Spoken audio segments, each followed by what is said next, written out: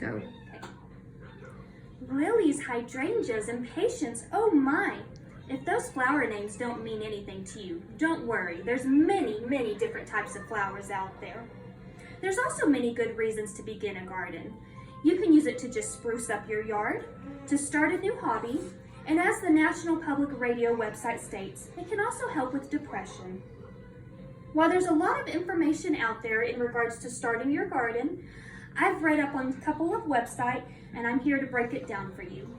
I'm going to explain to you how to plan your garden, how to pick your plants, and how to maintain your garden. If you follow down my yellow brick road of tips and tricks, you're sure to find your way to your own Emerald City.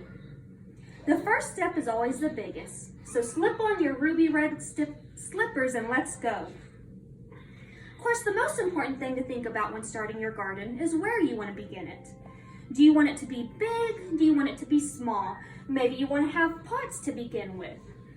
The Farmer's Almanac website recommends that you begin small. As you become more confident with your garden, you can expand the size.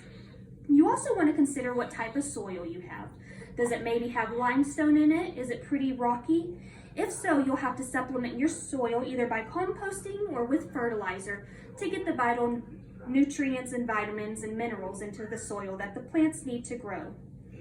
Another thing to consider is water close to your garden. No one wants to carry around heavy 5-pound buckets of water just to water their garden. So choose your location wisely. And there's a few things that also go into your garden that you'll want to consider, and that's the sun, whether it gets full sun, partial sun, or maybe it sits fully in the shade. You'll also want to consider if it's up against a house and protected, or if it's out in the middle of a field and open to the wind. Wind can break off the stalks and actually ruin your plants. And then finally, you want to consider the wildlife and pests in your area. Things such as bunnies and deer are notorious for nibbling on your plants. Once you're confident with your plan, it's time to get moving. We want to begin to pick our plants. Two names you'll hear quite often is perennials and annuals. Perennials are plants that will come back year after year, and they go dormant during the winter time and come back to life in the spring.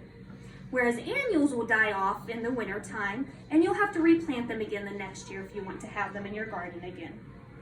Another important thing to remember is the cheat sheet on the back of the packets of plants.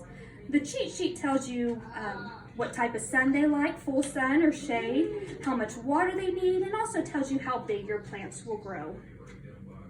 The Ellis County Agricultural Office recommends you pick hardier plants such as lilac bushes or many of your shrubs, as they're more drought resistant, and our area definitely has droughts from time to time. The next thing you'll want to consider is whether you want to begin from seeds or transplants. Seeds are a lot cheaper, of course, but a lot harder to begin. Seeds also can kind of look like these, as the bulbs versus the little tiny seeds that you think of.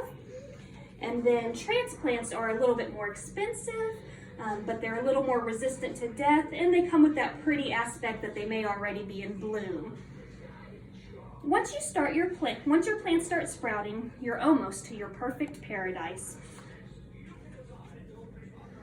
Love and patience leads to beautiful blossoms. Again, you'll want to remember to keep track of that cheat sheet, as one of the most important things to maintaining your garden is watering it. It requires a very delicate balance of water to keep all your plants alive. Another important thing to remember is weeds. Weeds can not only make your garden ugly, but can actually suffocate your flowers, which will cause them to die out. And there's a few more things that you need to remember about flowers. Roses typically need to be pruned down, whereas lilac bushes don't need anything done to them. And things such as peonies need to be mowed down after they wilt every year. With a little perseverance, you're sure to complete your journey. No matter the reason for starting your own garden, it's truly an accomplishment. You should be proud. Don't get weighed down by all the information out there. Just remember to plan, to pick your plants, and to maintain your garden. With all the hard work, love, and patience, your garden should shine brighter than the Emerald City itself.